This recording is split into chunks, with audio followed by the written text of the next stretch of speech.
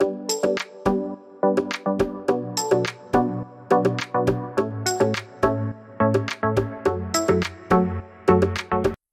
Guys, welcome to the study with Mayank. मैं हूं आपका मयंक। हम लोगों की यहां पर पीसीएस स्पेशल डेली जीके की सीरीज चल रही है। आज आपकी तारीख 31 जुलाई। आज के वीडियो में हम लोग भारतीय अर्थव्यवस्था से संबंधित प्रश्नों को देखेंगे। तो चलिए स्टार्ट करते हैं आज का वीडियो। देखते हैं मैं क्या क्या डिस्कस करना है यहां पर। आज का पहला प्रश्न है, निम्नलिखित कथनों पर विचार करें। शेयर बाजार में कारोबार करने के लिए डीमैट खाता खुलवाना अनिवार्य है। डीमैट खाता धारक को इसके लिए सालाना फीस देनी पड़ती है। आपको यहां बताना है सही कथन कौन सा है। देखिए, जिस प्रकार से बैंक में वित्तीय लेन देन करने के लिए आपके पास बैंक अकाउंट होना चाहिए, ठीक उसी प्रकार से शेयर बाजार में शेयरों की खरीद और बिक्री के लिए आपके पास डीमैट खाता होना अर्थात डीमैटेरियलाइज अकाउंट आपका खुलना अनिवार्य है।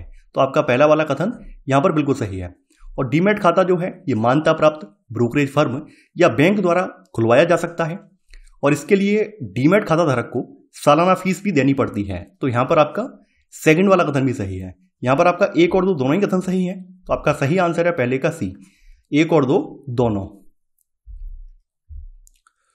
दूसरा प्रश्न है आपका, वह स्थिति जब कच्चे माल पर आयात शुल्क की दर पूर्ण निर्मित वस्तुओं पर आयात ड्यूटी की तुलना में बहुत अधिक हो तो उसे कहते हैं free port, Dutch disease, countervailing duty, inverted duty structure. देखिए, वह स्थिति जब कच्चे माल पर आयात शुल्क की दर पूर्ण निर्मित वस्तुओं पर आयात ड्यूटी की तुलना में बहुत अधिक हो तो उसे इन्वर्टेड ड्यूटी स्ट्रक्चर कहते हैं और यह विनिर्माण प्रक्रिया को अप्रतिस्पर्धात्मक बनाता है तथा घरेलू उद्योगों को प्रतिकूल रूप से प्रभावित करता है। तो यहां पर आपका सही आंसर है सेकंड का डी वाला। तीसरा प्रश्न है आपका, 1929 का व्यापार विवाद अधिनियम यानी ट्रेड डिस्प्यूट एक्ट निम्नलिखित में से किसका उपबंध करता है।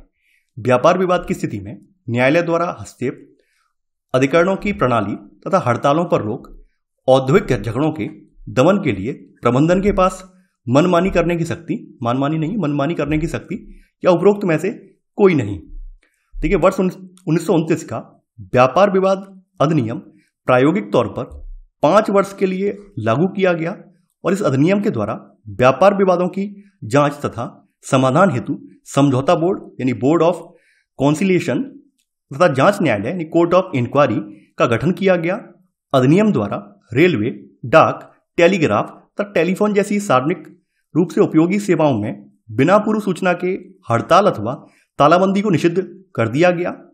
तो यहां पर आपका सही आंसर है यहां पर टी वाला यानी अधिकरणों की प्रणाली तथा हड़तालों पर रोक, इसका ही उपबंध करता है। तो यहां पर आपका सही आंसर होगा तीसरे का बी वाला।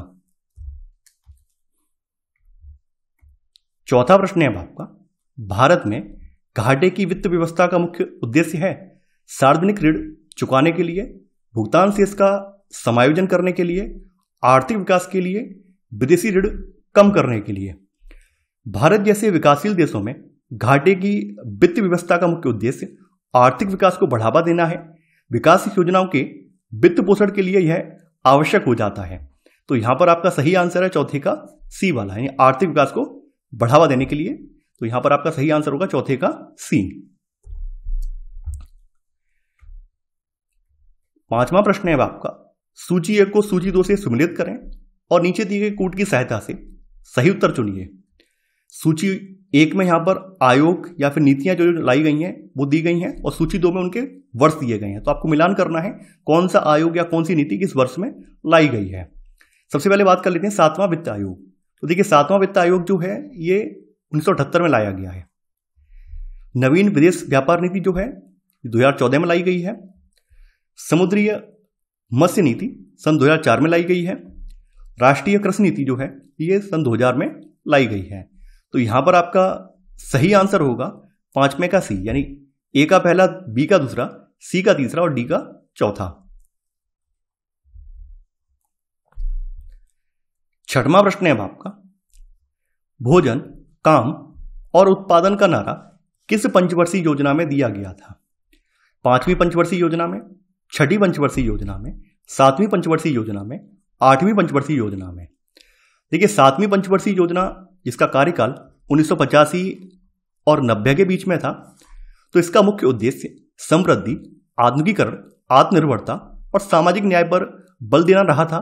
इसके लिए भोजन अर्थात खाद्यान्न उत्पादन में वृद्धि करना, काम यानी रोजगार के अवसरों में वृद्धि करना और उत्पादन का नारा दिया गया। इस योजना की वृद्धि पर 6%, लक्षित दर 5% से अधिक रही, यानी इसकी जो वृद्धि दर थी वो 6% रही, जबकि लक्षित दर यहां पर रखी गई थी, टारगेटेड रखी गई थी, वो 5% की रखी गई थी, यानी कि अपनी टारगेटेड दर से ये ज्यादा रही है। तो ये 7वीं पंचवर्षीय योजना थी जिसमें भोजन, काम और उत्पादन का नारा दिया गया। तो यहां पर आपका सही आंसर है छठवें का सी वाला, यानी 7वीं पंचवर्षीय योजना। 7वां प्रश्न है आपका, निम्नलिखित कथनों पर विचार करें। 1975 में कृषि साख को बढ़ावा देने के लिए एम नरसिम्हन समिति के सुझाव पर क्षेत्रीय ग्रामीण बैंक की स्थापना की गई। 1987 में सी रंगराजन समिति की अनुशंसा पर नए क्षेत्रीय ग्रामीण बैंकों की स्थापना पर रोक लगा दी गई। तो आपको यहां पर कूट की सहायता से सत्य कथन का चयन करना है। देखिए आपका यहां पर पहला वाला कथन बिल्कुल सही है। 1975 में कृषि साख को बढ़ावा देने के लिए एम नरसिम्हन समिति के सुझाव पर क्षेत्रीय ग्रामीण बैंक की स्थापना की गई थी। तो यहां पर आपका पहला वाला कथन सही है।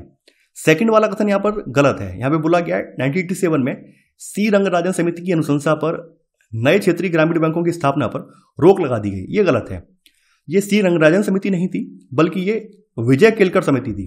यानी कि यहां पर ये केलकर समिति, या फिर जिसको विजय केलकर समिति कहा जाता है, तो ये विजय केलकर समिति की अनुशंसा पर रोक लगाई गई थी। तो यहां पर आपका सेकंड वाला कथन गलत हो जाएगा। यानी कि विजय केलकर समिति की सिफारिश पर 1987 से नए क्षेत्रीय ग्रामीण बैंकों की स्थापना पर रोक लगा दी गई, न कि रंगराजन समिति पर।